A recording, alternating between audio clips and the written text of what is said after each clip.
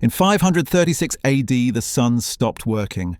Not for a day, not for a week. For 18 months, the sun barely showed up, and nobody, not a single person alive, knew why. This is the story of the worst year in human history, and most people have never heard of it. Imagine waking up tomorrow and the sky looks wrong. Not cloudy, not rainy, just dim. Like someone turned the brightness down on the entire world. You go outside and the sun is there, but it gives off almost no warmth. You can stare directly at it without it hurting your eyes. It looks pale, weak, like it's dying. Now imagine that feeling lasting for a year and a half. That was 536. Somewhere in the northern hemisphere, a volcano erupted in early 536. We still don't know exactly where. The source is still being debated today. But what happened next is not debated at all. The eruption was so powerful, it shot sulfur dioxide straight into the upper atmosphere. That gas spread across the entire planet and turned into tiny particles that blocked sunlight before it could reach the ground.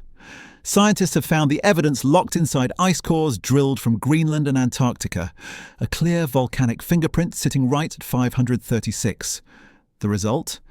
Every single day for 18 months looked like a cold, grey November afternoon. Except you had no forecast, no science, no explanation, just a dimmer, colder sky and nothing to blame it on. Byzantine historian Procopius wrote about it directly. He said the sun shone like the moon, pale and cold with no force behind it.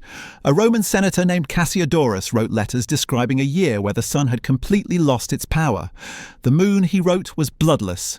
The seasons were confused and the trees remembered it too. European oak trees from 536 show almost no growth ring at all. Asian trees show the same thing. No growth means no warmth. No warmth means the growing season stopped. Researchers estimate temperatures across the northern hemisphere dropped between 1.5 and 2.5 degrees Celsius. That doesn't sound like much, but for agriculture, a 2-degree drop in average summer temperature is the difference between a harvest and watching your family starve. Frosts arrived weeks earlier than expected. Crops that needed warmth to survive simply didn't get it. In China, historical records from 536 describe snow falling in the middle of summer. In Scandinavia, the famine from this era was so severe and so burned into cultural memory that researchers believe it may be the real origin of Fimbulwinter, the legendary endless winter from Norse mythology that signals the end of the world. That legend might be a memory, a real one. And then it got worse. In 541, 5 years after the sun went quiet, plague arrived. The Plague of Justinian, the first documented bubonic plague pandemic in recorded history, swept through the Eastern Roman Empire and spread rapidly across the Mediterranean world. The volcano didn't cause the plague directly, but it created the perfect conditions for it. Famine had weakened immune systems across an entire continent. Starvation forced people to move, to migrate, to come into contact with pathogens they had never encountered before. Rodent populations carrying the plague bacterium shifted as their own food sources collapsed. The cascade built on itself.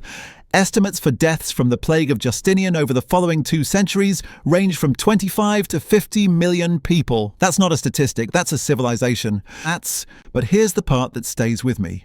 What did ordinary people actually think was happening? They had no atmospheric science, no volcanology, no way to connect an eruption somewhere far away to a cold, pale sky above their village. So they looked up and drew the only conclusions available to them.